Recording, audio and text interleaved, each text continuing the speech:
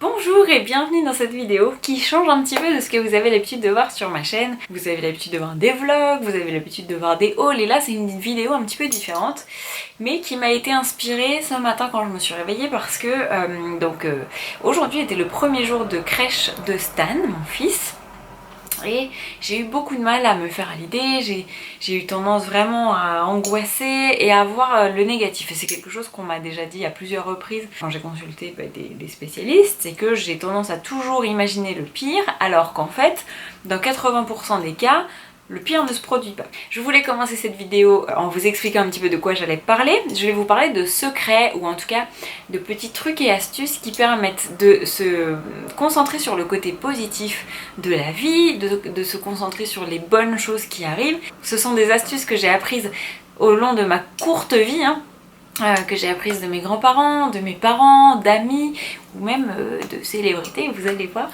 Si vous le pouvez, prenez un cahier, prenez votre téléphone et notez parce que ça pourrait vous aider tout simplement dans la vie en général à relativiser. Je vais essayer de ne pas rentrer dans les détails de chaque point, j'ai mes notes qui sont juste ici, mais je vais essayer de ne pas rentrer dans les détails de chaque point, mais en tout cas d'aller à l'essentiel. Le premier point dont je voulais vous parler, c'est qu'il faut savoir vivre des périodes difficiles pour tout simplement apprécier les périodes joyeuses dans votre vie. Et ça, je le tiens de Hailey Bieber, qui est donc la femme de Justin Bieber tout simplement. Je pense que pour pouvoir relativiser, il faut toujours mettre les choses en perspective et souvent quand on traverse une mauvaise passe, on a tendance à ne voir que le négatif. Mais au final, il faut garder à l'esprit que c'est quelque chose de transitoire, c'est une période qui va se terminer, qui va avoir une fin. Ce genre de période nous permet d'apprécier d'autant plus toutes les périodes positives et tous les moments très joyeux qu'on va vivre dans notre vie après. Les moments joyeux viennent par vagues, on n'est pas tout le temps joyeux et je pense que quand on a vécu des moments plus difficiles, on est encore plus capable d'accepter et d'apprécier tous les bons moments qui nous arrivent et toutes les bonnes choses qui viennent sur notre chemin. Et je sais que c'est plus facile à dire qu'à faire et peut-être que vous êtes aujourd'hui dans une période très difficile et très sombre de votre vie, mais je peux vous assurer qu'elle va prendre fin cette période. C'est une parenthèse, malheureusement c'est une parenthèse triste et c'est une parenthèse pas facile à traverser, mais pour autant il y a de la lumière au bout du tunnel.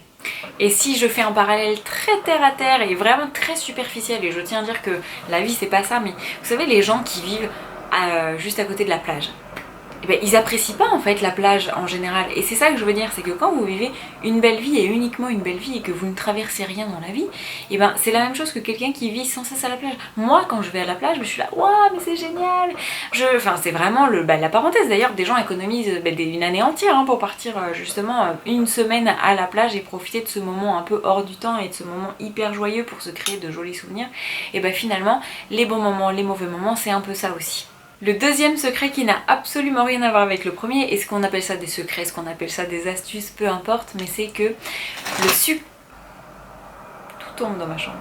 Le succès est la meilleure des revanches. Et je dis ça de la manière la plus positive possible. C'est-à-dire que souvent quand on pense à la revanche, on pense comment on va mettre toute son énergie en œuvre pour, entre guillemets, écraser la personne contre laquelle on veut se venger.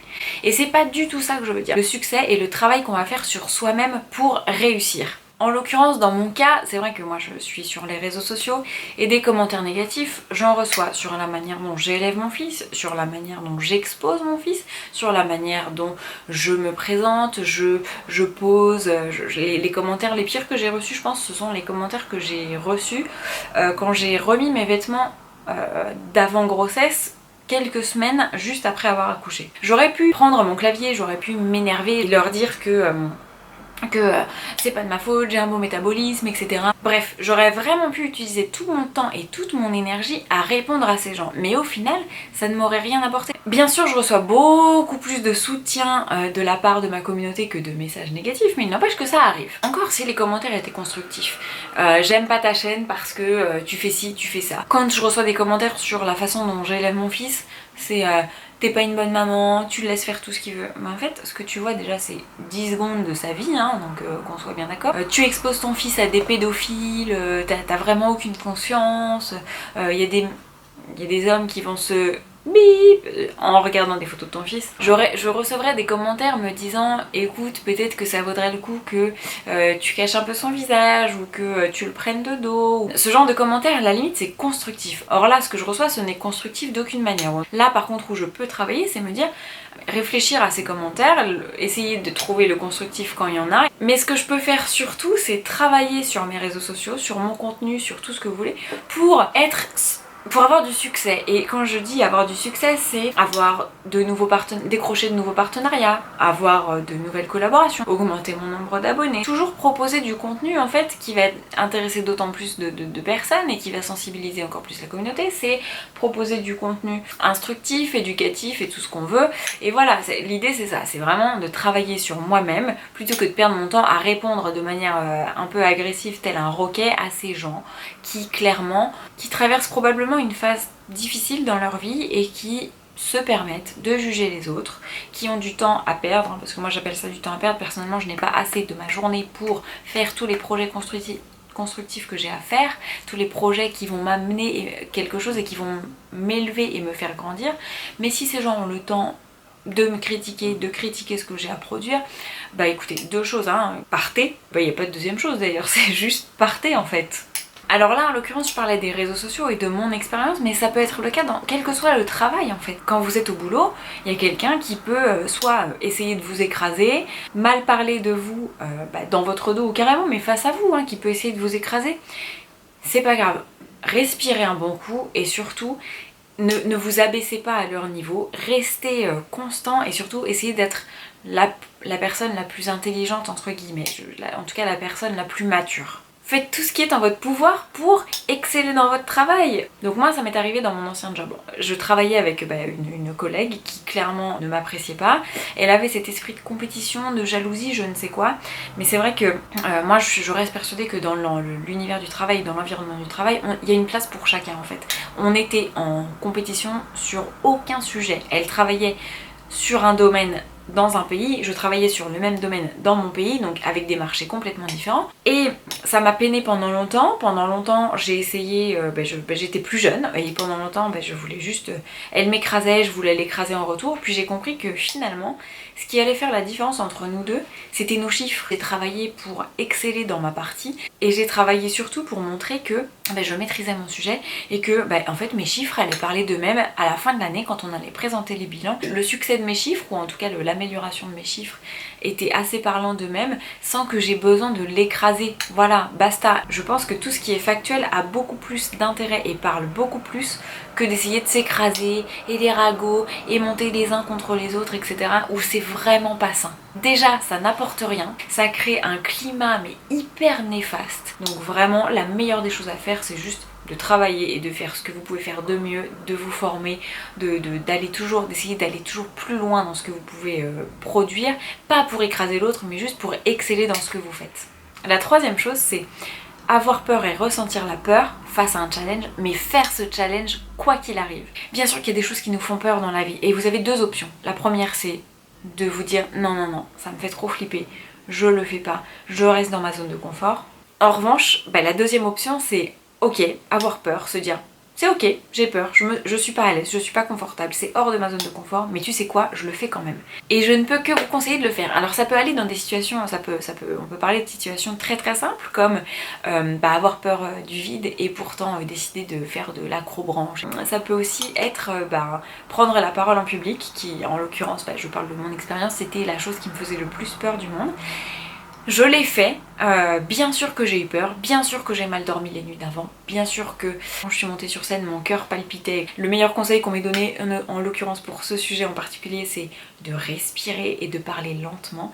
Et ça, c'est ce qui me permet aujourd'hui d'être capable de faire des vidéos, de filmer des vidéos, de faire des lives pour mes différentes activités professionnelles. On a cette peur, mais il ne faut pas que ça nous paralyse, et si ça vous paralyse, le faites pas, mais je peux vous assurer que si vous allez au-delà de la peur et que vous le faites quand même, déjà vous vous rendrez compte que vous n'êtes pas morte et vous serez super fiers de vous. Je suis pas là pour être moralisatrice, mais si on le fait pas, parfois on passe à côté de super souvenirs, on passe à côté de super opportunités. Donc si j'ai un dernier conseil à ce sujet, c'est essayer de réfléchir. Vous avez peur d'une situation, ok, très bien. quelle est la pire des choses qui puisse vous arriver. Essayez de le noter, essayez de trouver la pire des choses. Et en fait, à partir du moment où c'est pas quelque chose qui peut vous faire mourir, je pense que ça vaut le coup d'essayer. La quatrième astuce dont je voudrais vous parler, c'est est-ce que vous vous en souviendrez vraiment dans 3 mois, 6 mois, 1 an. Quand vous vivez une situation très difficile soit qui vous rend particulièrement triste, soit qui vous met en colère, soit qui vous déçoit. Je sais que, alors mon grand-père me disait toujours il y a une solution à tout et ma grand-mère me disait toujours est-ce que tu t'en souviendras encore dans 5 ans? Bah souvent, non en fait. Quand j'avais une quinzaine d'années et que j'appelais ma grand-mère, avec des chefs pas très sains, ou des chefs pas très saines en l'occurrence parce que c'était des femmes, j'aurais aimé me souvenir de ce que me disait ma grand-mère parce qu'elle avait raison en fait. Ça m'a bouffé au point que j'ai fait un burn-out, pour être très honnête. Et en fait, j'aurais dû me dire, mais Claire, est-ce que tu t'en souviendras encore dans 5 ans?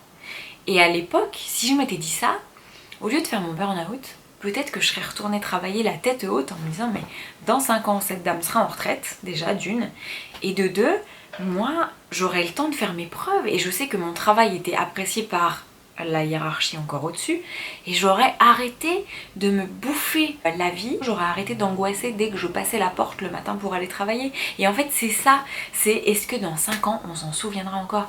Et attention, hein, je dis pas que les sentiments qu'on ressent à ce moment-là ne sont pas valides.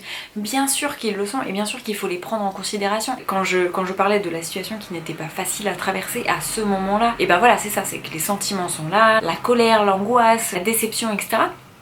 Tout est là et tout est à prendre en considération, mais gardons en tête et gardons à l'esprit que dans quelques mois ou quelques années, on ne s'en souviendra pas et on en rira même. Et en tout cas, je suis très contente aujourd'hui de passer et de vous transmettre cette leçon que m'avait apprise ma grand-mère et qui finalement, je pense, peut vous aider dans la vie en général. Et la dernière chose dont je voulais vous parler, donc c'est la 5e astuce, le 5e secret, c'est d'être toujours gentil. Alors attention, hein, gentil pas au point de se laisser marcher dessus, mais de toujours privilégier la gentillesse et l'empathie. C'est quelque chose qui permet d'avancer dans la vie, c'est quelque chose qui permet de se sentir bien et en accord avec soi-même, mais c'est aussi quelque chose qui permet d'aider les autres à avancer. C'est-à-dire que quand vous êtes dans une situation où on n'est pas gentil avec vous, le fait de répondre avec gentillesse et de pas s'emporter, mais vraiment de rester et d'essayer d'aider la personne de cette manière, ça peut aider. On sait pas, on ne sait jamais. Quand quelqu'un est agressif avec vous pour X ou Y raison, on ne sait pas, peut-être que cette personne est en train de traverser quelque chose de très difficile dans sa vie et ça peut se traduire par de l'agressivité, par de la colère. Et quand ils vous croisent au supermarché ou quand ils essaient de vous griller dans la ligne de la boulangerie, dans la queue de la boulangerie, bien sûr on pourrait s'énerver, bien sûr on pourrait leur crier dessus, mais je pense que être gentil et se montrer voilà, le plus gentil du monde ou le plus aimable du monde peut aider cette personne. Vous pouvez complètement déstabiliser une personne agressive que vous croisez en lui répondant de manière très calme, très posée et très gentille. Et ce que je veux dire par là, c'est que la gentillesse est la meilleure des réponses. Un exemple très concret, je suis allée chercher mon drive dans un petit supermarché parisien et franchement j'ai attendu plus de 20 minutes que quelqu'un m'apporte mon sac. J'étais toute seule, hein. Mais j'aurais pu être énervée, j'aurais pu... je sentais la colère monter et en fait je me suis dit mais Claire, calme-toi, tu sais pas ce qui se passe derrière. Et j'ai eu raison. La femme qui est arrivée avec mon drive était une dame qui en plus de ça avait une genouillère, donc visiblement elle avait des soucis pour se déplacer. Et elle a quand même fait l'effort de venir travailler ce jour-là. Et ben je me suis dit mais heureusement que je me suis pas énervée, que j'ai pas pété un plomb à avoir attendu 20 minutes et il y avait un article. J'aurais pu m'énerver mais non, j'ai décidé de rester calme et j'ai bien fait parce que quand j'ai vu cet employé en fait qui était quand même venu bosser, qui avait traversé tout le magasin visiblement avec difficulté, je suis allée la rencontrer à mi-chemin pour récupérer mon colis et surtout la soulager au maximum. Ce sont des petits exemples qui font qu'on ne sait jamais, on pourrait s'énerver ou crier après la direction etc. Mais en vrai, on ne sait pas ce qui se passe derrière la vie des gens, on ne sait pas ce qui se passe en coulisses. Ne nous énervons pas et essayons de rester calme en fait. Tant qu'il n'y a pas mort d'homme, restons calmes. Donc voilà, c'était mes petites astuces d'aujourd'hui d'une maman qui a déposé son fils et qui voyait que le négatif pendant tout le week-end, qui se demandait si elle avait fait les bons choix, etc. Mais en fait, j'aurais dû penser à mes propres solutions, à me dire est-ce que dans 5 ans ça comptera toujours? Est-ce que m'énerver après la directrice qui n'avait pas envoyé les horaires de convocation, voilà, j'ai bien fait de pas m'énerver et de pas... Voilà, j'ai bien fait de pas m'énerver tout simplement parce que peut-être que cette directrice avait d'autres choses à faire ce jour-là. En tout cas, si vous avez apprécié tous les trucs et astuces que j'ai pu vous donner dans cette vidéo. Si vous en avez noté quelques-uns, n'hésitez pas à liker cette vidéo, à vous abonner. C'est ce genre de vidéo qui change parmi les vidéos que j'ai l'habitude de faire sur ma chaîne, mais si c'est quelque chose que vous appréciez, j'essaierai d'en faire un peu plus souvent et de vous apporter des trucs et astuces pour la vie au quotidien, pour vous permettre de vivre une vie un petit peu plus sereine. Merci d'avoir regardé cette vidéo et on se dit à très bientôt pour soit un prochain vlog, soit une prochaine vidéo dans le même type.